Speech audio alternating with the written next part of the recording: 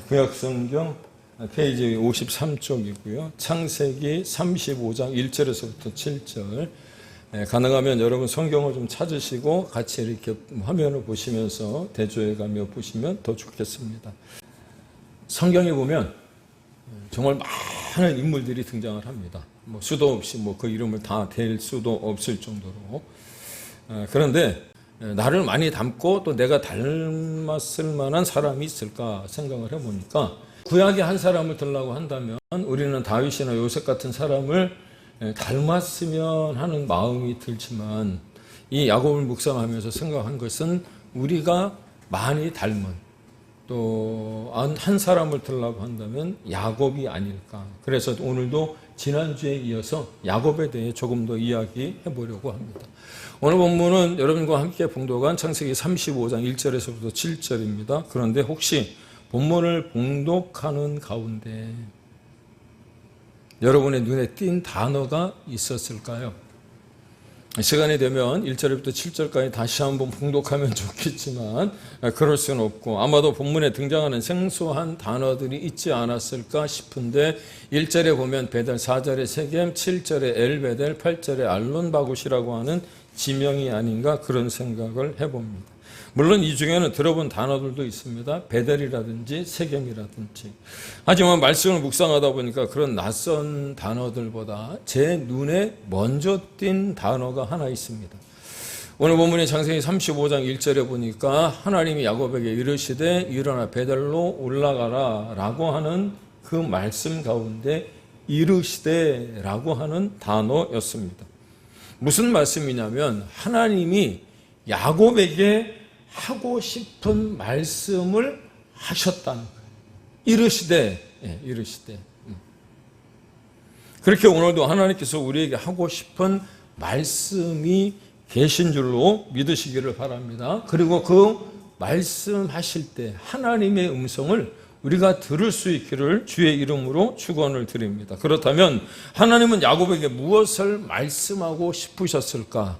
아니, 무엇을 말씀하셨던 것인가? 어떤 이유가 있지 않겠습니까? 그렇습니다. 하나님이 말씀하셨다면 그 말씀 속에는 하나님이 의도하신 목적과 이유와 계획이 담겨져 있다는 겁니다. 믿습니까? 그것이 무엇이냐? 특별히 야곱에게 오늘 이루셨던 말씀이 무엇이냐면 베델로 올라가라는 거예요. 베델로. 사랑하는 여러분, 지난주 우리가 잠시 살폈던 말씀을 좀 상기해 보기 원합니다. 야곱이 그의 아버지 이삭과 형 에서를 속이고 어머니 리브가의 도움을 받아서 지금 누구의 집으로 가는 거예요? 외삼촌 라반의 집으로 가는 겁니다. 그런데 그 라반의 집으로 가는 것이 쉬웠습니까? 쉽지 않았습니다. 왜? 광야를 건너가야 하는 행보였기 때문입니다. 특별히 한 3일쯤 길을 가다가 너무나도 지쳐서 그가 광야 한가운데 지쳐서 쓰러졌는데 그가 가지고 있었던 보침도 없었던 것 같아요. 그래서 베개를 비웠는데 무엇으로 베개를 삼았습니까? 돌로. 우리가 찬송했던 것처럼 돌을 베개 삼아 잤다는 거예요. 그런데 그곳 루스라고 하는, 지명이 바뀌기 전 루스라고 하는 곳에서 누구를 만났습니까? 하나님을 만났습니다. 믿습니까? 어찌 보면 정말 에서의 낯을 피해 도망가는 것이었기 때문에 그 밤이 고통스러운 밤이었을 것은 분명합니다. 하지만 이 루스라고 하는 곳이 베델로 이름이 바뀐 것은 하나님을 만났기 때문이잖아요. 그리고 이 베델이라고 하는 것이 어떤 의미를 가지고 있었습니까? 우리 베델 얘기하잖아요. 저를 따라하세요. 하나님의 집. 하나님의 집의 이름의 뜻이 뭐라고요? 베델. 네, 루스라고 하는 장소에서 하나님이 만나서 그곳을 베델, 하나님의 집이라고 불렀다는 겁니다. 그런데 그 베델이라고 하는 것, 루스라고 하는 그 장소는 고통스러운 장소이기도 하지만 야곱의 돌 베개를 베고 자다가 누구를 만났습니까? 하나님을 만났다는 거예요. 다른 어떤 것도 기댈 수 없는 그 순간, 우리 그럴 때 있잖아요.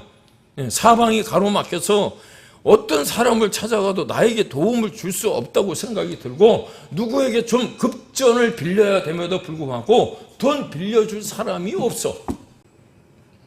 다른 어떤 것도 기댈 수 없을 때 나를 도와줘 하나님을 만난 장소가 바로 베델이 베델. 아무것도 바라볼 것이 없을 때 오직 누구를 바라봤던 거예요? 하나님이에요. 하나님. 믿습니까? 네. 오직 하나님만 바라볼 수 있었던 곳이 베델이었기 때문에 이 베델이라고 하는 것은 축복의 장소이기도 하다는 거예요. 사랑하는 여러분, 지금 이 순간 하나님 앞에 나와서 예배를 드리고는 있지만 우리가 다른 사람에게 말 못하는 어떤 고통의 순간을 지내고 있을 수도 있을지 모르겠습니다. 그럼에도 불구하고 다른 것 다 제쳐두고 하나님을 만나시고자 이 자리에 나오신 여러분을 하나님이 축복하시기를 소망합니다. 아멘. 질병으로 힘들어서 그냥 집에 누워있는 것보다 용기를 내서 오는 거예요. 목사님, 내가 지금 몸이 아파갖고 움직일 수가 없는데 교회 가고 싶어요. 하나님 만나고 싶어요. 그 하나님의 집엔 베델에 가서 내가 죽더라도 죽을 테니 나를 좀 데리러 오세요. 나를 좀 업어주세요. 여러분, 이런 용기가 있어야 되는 거 아니에요?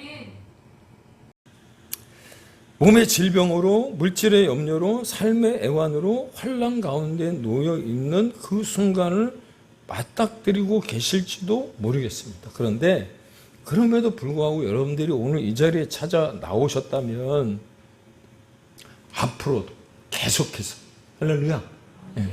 내가 하나님의 집 그 베델로 찾아가겠다. 왜? 하나님 한 분을 만나기 위해서 그렇게 내가 교회로 향하겠다라고 하는 결단을 이 시간 내릴 수 있기를 주의 이름으로 축복합니다. 여러분 아시는, 여러분이 너무나도 잘 아시는 분이 한 분 계세요. 누구냐면 12년 동안 혈루병을 앓았던 분이에요.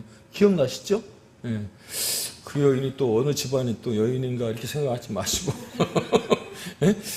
예수님의 옷자락을 만졌던 이 여인, 그 어떤 병원을 찾아갔어도 그 어떤 의사를 만났어도 그 병을 고칠 수 없었어요. 이 여인이 가지고 있었던 돈을 다 잃어버리고 예? 그 의사들이 그랬을 거 아니에요. 내가 그 병 고쳐주겠다고. 나를 찾아오면 그 병 나을 거라고. 여러분, 그러면 우리는 또 귀가 또 가벼워갖고 귀가 얇아갖고 거기에 또 홀딱 넘어가잖아요. 어느 의사가 용하다 그러면 거기 다 찾아다니는 거 아니에요? 예, 그런데 그렇게 해봤는데도 혈루병이 낫지 않는데 어느 날 가만히 어떤 사람들이 얘기하는 걸 들어보니까 예수님을 만나면 자기의 병이 고쳐질 수 있겠다는 생각을 한 거예요. 그런데 마침 자신이 살고 있던 그 자기가 살고 있었던 곳에 예수님이 지나가신다는 이야기를 듣고 나갔더니 사람이 얼마나 많은지. 특별히 예수님이 방금 전에 해당장 야이로의 딸이 거진 죽게 생겼다라고 하는 이야기를 듣고 이제 해당당 야이로의 집으로 막 향하여 가던 순간에 여러분, 우리에게도 이런 믿음이 있어야 돼요. 소위 어떤 일이 벌어진 거냐면 쇠치기 한 거예요. 쇠치기. 에? 지금 내가 예수님의 옷자락, 저 사람을 만나지 못하면, 저분을 만나지 못하면 내가 내 병 못 고치겠지 생각을 해갖고 어떻게 해요? 아무도 못 봤다고 생각하는 그 순간 예수님의 옷자락을 만졌더니 병이 나은 줄로 믿으시기 바랍니다. 여러분, 이런 쇠치기라도 좀 할 수 있는 믿음이 있어야지. 아니 뭐 이번 아니면 다음에 또 만나면 되지. 이번 주 아니면 다음 주에 예수님 오늘 왔다 가면은요 다음에 언제 오실지 몰라. 왜? 전 세계 교회가 몇 교회인데 여러분 애꿈에서요 그 애꿈 선교회 그 대표가 우리 교회에 오는 것도 1년에 한 번 와, 한 번. 전에는 교회가 몇 교회 안 됐을 때는 1년에 2번, 3번은 왔는데 이제 1년에 한 번 오는 것도 힘들어. 예수님이 이 시간 2026년 5월 17일 11시 큰사랑교회 가서 예배를 드릴 거야. 안동역 가야 돼요. 여러분, 아니요. 내가 지금 몸이 아파갖고 집안에 누워 있어야 돼요. 여러분, 아니 12년 혈루증 앓았던 여인은요 부정한 여인이었어요. 동네 사람들하고 같이 어울릴 수 없었어요. 나오면 돌로 맞아 죽을 수도 있는 상황이란 말이에요. 그런데 죽기를 각오하고 나와서 야이로 회당장 집으로 가는 예수님 옷자락을 만졌더니 여러분 그 옆에 수많은 사람들이 서 있었어요. 예수님이 지나갈 때 환호하며 예수님 옷자락 안 만졌겠어요? 옷깃 안 스쳤겠어요? 그런데 그 여인이 그 옷자락을 만졌을 때 그 병이 나은 걸 예수님이 아신 거예요. 우리도 그런 믿음이 있어야 되는 거죠. 신앙이라고 하는 게 뭐냐면 우리가 지금 필요로 하는 것을 찾아보다가 만나게 되는 세상적인 것들을 의지하는 게 아니에요. 오직 하나님께만 포커스를 맞추어 보는 것을 말하는 거예요. 이것이 올바른 신앙이에요. 따라서 그리스도인의 삶은 상황이 어떠하든 형편이 어떠하든 늘 말씀드리는 거 아니에요. 오직 예수 그리스도 그분에게 우리의 눈을 고정할 때 우리의 삶, 내 삶, 여러분의 삶이 흔들리지 않게 되는 줄로 믿습니다. 그렇습니다. 돌베개를 베고 자던 곳에서 하나님을 만난 그 베델을 떠나 야반 도주 끝에 도착한 라반, 그 외삼촌. 이 외삼촌도 얼마나 머리가 좋으냐면 야곱보다 머리가 더 뛰어났을까? 견줄만 해요. 견줄만 해. 그럼 뭐라 그래야 되나요? 비까비까해. 그런데 이 라반의 집에 가갖고 20년 동안 한 여인 나엘을 위해서 고생하다가 그래도 야곱이 조금 더 머리가 좋았는지 라반의 집에서 재산을 엄청나게 불려가지고 자기 집으로 자기 고향으로 돌아오는 과정 중에 지난주에 누구를 만났다 그랬어요? 에서를 만났어요. 에서를 만났는데 죽게 생겼거든요. 죽을 어떤 그 위기에 놓였을 때 하나님의 은혜로 그 형 에서의 마음이 누그러지고 그 형 에서가 뭐라고 얘기하냐면 야곱의 처지를 보고 야 그냥 내가 살고 있는 세일로 가자. 세일. 그랬는데 야곱이 세일로 가지 않고요. 세겜이라고 하는 곳에 머물게 되어집니다. 그런데 오늘 본문에 나와 있는 세겜, 여러분 보셨죠? 세겜이라고 하는 단어? 이 세겜에 머물게 된 야곱에게 하나님이 말씀하시기를 세겜을 떠나 어디로 올라가라고요? 베델로, 베델. 이유가 무엇이냐면 야곱이 머물 곳은 세겜이 아니라는 거예요. 아시겠습니까? 네. 야곱이 있어야 할 곳이 세겜이 아니었다라고 하는 거죠. 여러분, 세겜이라고 하는 것이 지질학적으로 보면 그 신명기 11장에 나와 있는 그리심산과 에발산, 축복의 산과 저주의 산, 그 골짜기. 그리고 그 지정학적 어떤 그 뭐라 그럴까요? 이 그 주석을 살펴보니까 이곳은 마치 그 소돔과 고모라처럼 먹고 살기가 너무나도 좋은 그런 땅이었대요. 그러니까 눈으로 보기에 좋은 거죠. 나중에 이 세겜이라고 하는 곳이 북이스라엘의 수도인 사마리아가 되는 곳이 그만큼 살기가 좋은 땅이 세겜이었다. 그런데 하나님은 그곳에 머물지 말고 베델로 올라가라고 하시는 거예요. 왜 그랬을까? 우리가 본문을 읽지는 않았습니다만 오늘 본문이 창세기 35장이거든요. 근데 그 앞에 창세기 34장에 보면 세겜에 머물렀을 때 한 사건이 벌어집니다. 어떤 사건이 벌어지냐면 야곱의 유일한 딸 딥나가 이 세겜의 부족의 아들들에게 성추행을 당해요. 그런데 그 일을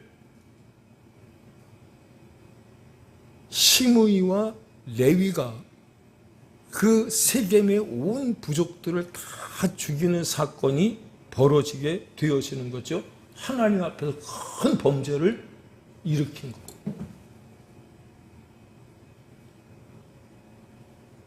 무슨 말이냐면 인간적으로 볼 때 괜찮다고 여긴 그 땅, 살기 좋은 곳이라고 생각했던 그 땅, 그런데 그곳에서 큰 낭패를 보았다는 겁니다. 달리 말하면 세겜은 어떤 자리였냐면 실패의 자리였어요. 사랑하는 여러분, 하나님은 어떤 분이시냐면 우리의 실수를 위로하시는 분이신 줄로 믿으시기 바랍니다. 우리의 실패를 회복시키시는 하나님이신 줄로 믿습니다. 그래서 하나님은 세겜은 신앙적인 어떤 침체의 자리였기 때문에 거기서 야곱을 꺼내시고자 하신 거예요. 네가 거기에 있어야 될 곳 아니야. 지금도 여러분, 내가 있어야 할 곳에 있지 못하고 다른 곳에 혹시 발을 내딛고 계시는 분들이 계십니까? 아니요. 오늘 설교의 제목이 내가 있어야 할 곳이잖아요. 내가 있어야 할 곳이 어디인지를 여러분 구별하고 분별할 수 있기를 주님의 이름으로 축복합니다. 그렇다면 왜 베델로 올라가랬을까? 영적인 어떤 첫사랑의 자리가 베델이었기 때문에. 믿습니까? 네. 라반의 집으로 가다가 누구를 만났어요? 그 광야 한복판에서 하나님을 만났단 말이에요. 그리고 나서 라반의 집으로 갔던, 그러니 야곱이 처음으로 아니 나는 하나님이 나와 함께 하는 줄 몰랐는데 여기에도 하나님이 계셨네. 지난주 우리 고백했잖아요. 그 첫사랑의 자리, 그리 돌아가라는 거예요. 요한계시록 2장에서도 뭐라 그랬냐면 에베소 교회를 향하여서 첫사랑을 잃어버린 그 자리가 어디인지를 기억해달라고 얘기하잖아요.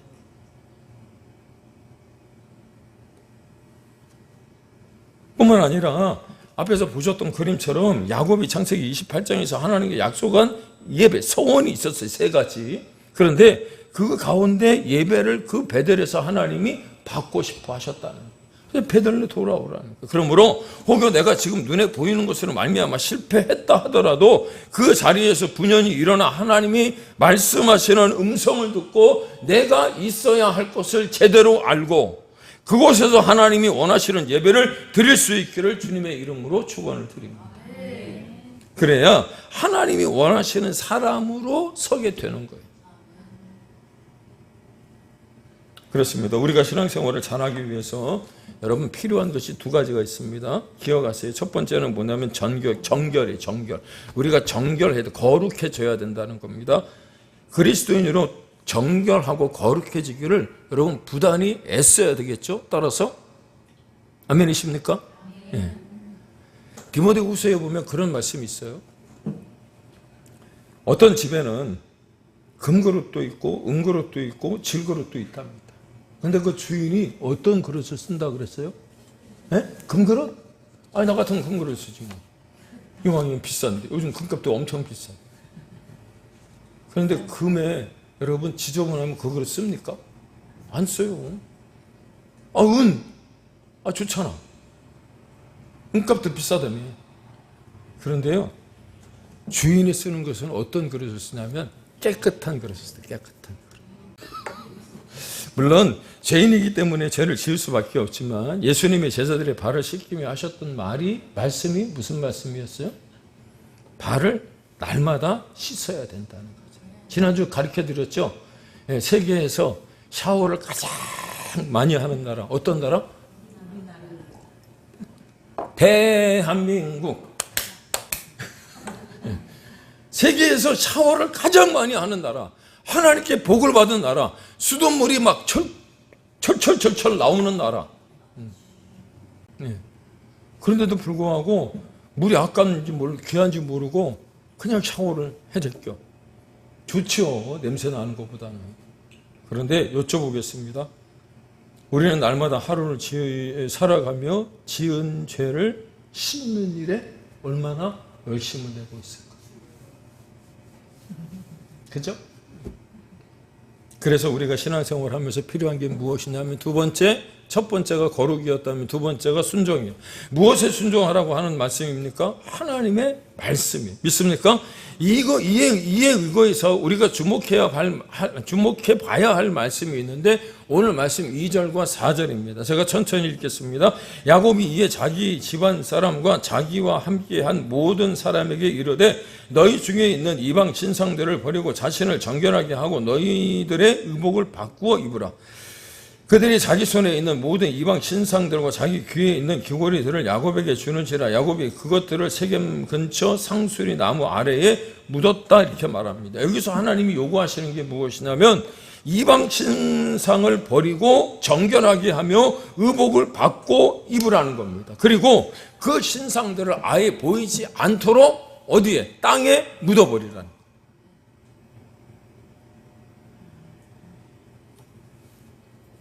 그런데 왜 이걸 요구하시냐면 하나님만을 바라보게 하시는 거예요. 믿습니까? 네. 하나님이 본문을 통해서 가르쳐 주시는 것이 무엇이냐면 다시 여쭤봅니다. 하나님이 인정하시는 그 신앙, 그 신앙의 요소가 무엇이냐면 두 가지인데 하나는 정결이고 하나는 순종이에요. 그런데 그렇게 하기 위해서 필요한 것이 무엇이냐면 내가 의지하고 있었던 게 있다는 말이에요. 이게 뭐죠? 자식일 수도 있어요. 내가 자녀도 모르게 숨겨놓은 통장일 수도 있어요. 여러분 우리가 가지고 있는 우상이 있잖아요. 우상. 저는 몰라요. 여러분들이 가지고 있는 우상이 뭔지는. 그런데 오늘 말씀이 뭐라 그랬어요? 땅에 묻어버리라. 그렇다면 그들이 가진 신상이 무엇일까? 저는 본문을 읽다가요. 피식피식 웃었어요. 정말 실망이 됐어요. 왜냐하면 오늘 본문에 뭐라 그러냐면 자기 손에 있는 신상이래.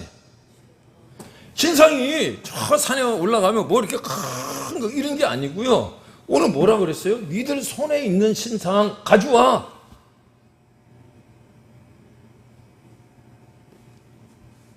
그리고 뭐라 그랬습니까? 귀에 걸린 귀걸이. 의지한다는 게 고작 그거밖에 안 됩니까? 손에 쥘 만한 것들, 내가 마음대로 할 만한 것들. 여러분 그러다가 마음이 안 들면 그거 바꾸잖아요.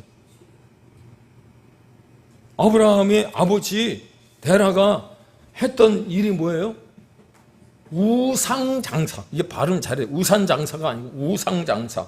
어느 날 아버지가 이제 외출하시고 이제 우상을 파는 가게에 이렇게 샵에 앉아 있는데 한 사람이 와서 우상을 사러 왔더래. 우상 가장 괜찮은 거, 가성비 있는 거. 예. 내가 소원을 빌면 잘 들어줄 만한 우상 얼마짜리 있냐? 아브라함이 요거는 3만 원짜리고요. 요거는 10,000원짜리고요. 요건 한 5,000원짜리인데 그 한 10,000원짜리가 가성비가 괜찮은 것 같아. 그리고 10,000원짜리를 보여줬어. 그랬더니 그거 하나 달라고. 근데 아브라함이 뭐라 그랬냐면 아니 근데 하나 여쭤볼게요.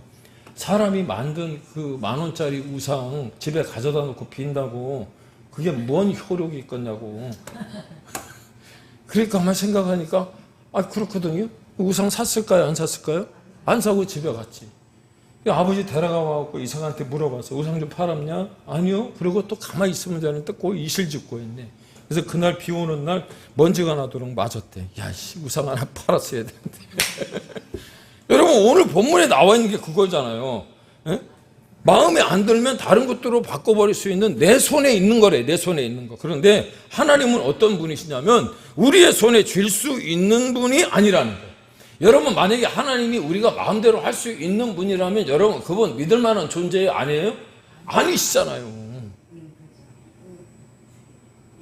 이걸 제대로 인정할 수 있을 때 신앙이 제대로 갖추어졌다고 할 수 있는 겁니다. 여러분 하나님께서 제가 말씀드리잖아요. 하시려고 하시면 돼요. 믿습니까? 네, 그런데 하나님께서 하지 않으려고 마음을 먹으면 절대 안 된다니까. 이걸 인정해야 되는 거예요.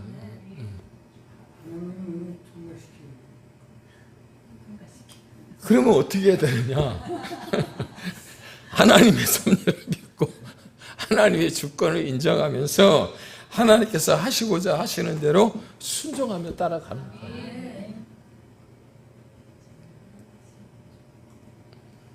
그래서 하나님이 야곱에게 우리에게 요구하시는 게 뭐냐면 저는 모르지만 여러분들이 마음속에 가지고 계신 우상들을 어떻게 하라고요? 땅에 묻어버리라는 거예요. 제발 하나님이 계셔야 할 자리에 그것들을 채우지 말라고 말씀하시는 줄로 깨닫기를 바랍니다. 어떤 분들은 중독에 걸립니다. 여러분 그것도 우상이에요, 우상. 라반의 집으로 갔던 야곱이 누구를 만났냐면 라헬을 만났어요. 사진 한번 보여주시죠. 라헬과 레아가 있는데 이 라헬이나 레아가 얼굴이 다 이쁘죠. 그런데 누가 더 이뻐 보여요? 라헬이 더 이뻐 보이는 거예요. 그래서 이 라헬 때문에 처음에 7년, 14년, 20년 종노릇을 하는 거예요. 야곱에게 있어서 누가 우상이 된 거죠? 얼굴 이쁜 라헬, 몸매가 좋은 라헬 때문에 안 해도 될 고생을 20년을 한 거예요. 20년. 그런데 하나님이 여러분 어떻게 처리하신 줄 아십니까? 이 라헬을요, 베냐민을 낳다가 죽게 했어요. 라헬의 처아들이 누굽니까? 요셉이에요. 요셉이 라헬의 그 소생으로 나니까 요셉만 따로 구별해서 뭘 줬어요? 채색 옷, 색동 옷을 입히고 다른 아이들과는 구별했다니까. 야곱에게 있어서 요셉은 누구였어요? 우상이었어요. 그러니까 이 요셉을 어떻게 했습니까? 애굽으로 팔려가게 하시는 거예요. 여러분 이런 일들이 벌어지는 거예요. 우리가 가지고 있는 우상, 내 마음속에 가지고 있는, 저는 알지 못해요. 그게 뭔지. 그런데 그거를 하나님이 계셔야 할 자리에 놓으면 하나님이 그것을 어떻게 처리했다고요? 라헬은 죽고 요셉은 애굽으로 팔려갔어요. 그런데 제가 하나 여쭤볼게요. 저기 윤건능에 가면 건능인가에 정조대왕과 함께 묻힌 사람이 누군지 아십니까? 해경궁? 김씨가 아니고 홍씨. 홍씨가 누워있어요. 그죠? 해경궁 홍씨가 누워있단 말이에요. 같이 합장을 했단 말이에요. 여러분, 야곱이 죽고 난 다음에 야곱과 함께 묻힌 사람은 레아일까요? 라헬일까요? 예? 레아예요, 레아. 예. 라헬을 위하여 7년을 고생하고 첫날 밤을 치렀더니 누가 누워 있었어요? 레아가 누워 있었어요. 라반에게 물어봤어요. 내가 원한 사람은 라헬인데 어떻게 레아를 첫날 밤을 치르게 했냐고. 언니보다 동생이 시집가는 거 안 되니까 언니를 먼저 놓은 게 당연한 거 아니냐. 그런데 야곱의 묘에 누가 같이 묻혔다고요? 레아예요. 그럼 라헬은 어떻게 됐을까요? 객사했어요. 베냐민을 낳다가 죽었을 때 그냥 길거리에서 죽었단 말이에요. 창세기 35장 19절에 보면 길에 묻었다 그렇게 얘기하거든. 여러분 하나님은 내가 가지고 있는 우상을 내가 처리하지 않으면 하나님이 처리하시는 거예요. 무엇을 말씀드리려 하느냐? 우리가 만들어 놓은 우상을 어떻게 하라고 하는 겁니까? 함께 가서는 안 된다. 이런 건 버려야 돼요. 땅에 묻어버려야 되는 거예요. 또한 하나님을 바라보기 위해서 필요한 것이 무엇이냐면 의복을 받고 입으라. 의복을 받고 입는다는 게 무슨 뜻이죠? 신분이 변화됐다라고 하는 것을 알잖아요. 여러분이 또 잘 아시는 분 중에 누가 한 분 계신다면 거지 소경 바디메오가 있어요. 거지 소경 바디메오가 예수님이 자신의 옆을 지나간다는 소리를 듣고 이 거지 소경 바디메오도 예수님을 만나면 내 눈이 떠질 것이라고 하는 믿음을 가지고 예수님을 만나기 전에 했던 일이 무엇이냐면, 여러분 여기 동네에 그 노숙자들 다니시는 분들 보셨습니까? 그분들이 가장 많이 챙기는 게 뭔지 아세요? 옷이에요, 옷. 왜? 아무데나 누워서 자야 되거든. 그러니까 이 뜨거운 한여름에도, 여러분 인계동에 보셨잖아요. 한겨울 외투를 딱 입고 이렇게 지나가시는 분 보셨나요? 그분은 사시사철 그 옷이야. 이러고. 왜요? 그 옷이 이불이고 옷이고 그게 뭐라 그럴까? 재산이야. 근데 거지 소경 바디메오가 뭐라 그랬어요? 본문에 보면 그 옷을 벗어버렸다. 그게 전부일 수 있는데. 여러분 우리가 가지고 있는, 내가 입고 있었던 그 옛 생각, 옛 습관 이런 것들을요 벗어버릴 수 있기를 주의 이름으로 축복합니다. 그렇습니다. 거지 소경 바디메오가 주님을 만나기 위해 했던 것이 무엇이냐면 그 옷 또한 다 벗어버리는데 우리는 뭘 자꾸 움켜쥐고 있습니까? 사도 바울 또한 그렇게 말하잖아요. 빌립보서 3장 8절에 모든 것을 해로 여기면 내 주 그리스도 예수를 아는 지식이 가장 고상함이라. 내가 그를 위하여 모든 것을 잃어버리고 배설물로 여겼답니다. 그렇습니다. 바디메오도 사도 바울도 새롭게 변화가 되었다는 거죠. 그래서 오늘도 주님께서 내가 하나님 대신 움켜쥐고 있었던 것을 묻어버리고, 동의하십니까? 그리스도로 옷 갈아입기를 원하시는 줄로 믿으시기를 바랍니다. 내 습관, 내 어떤 뭐라고 표현해야 되나, 생각, 뭐 이런 것들을 다 버려야 돼요.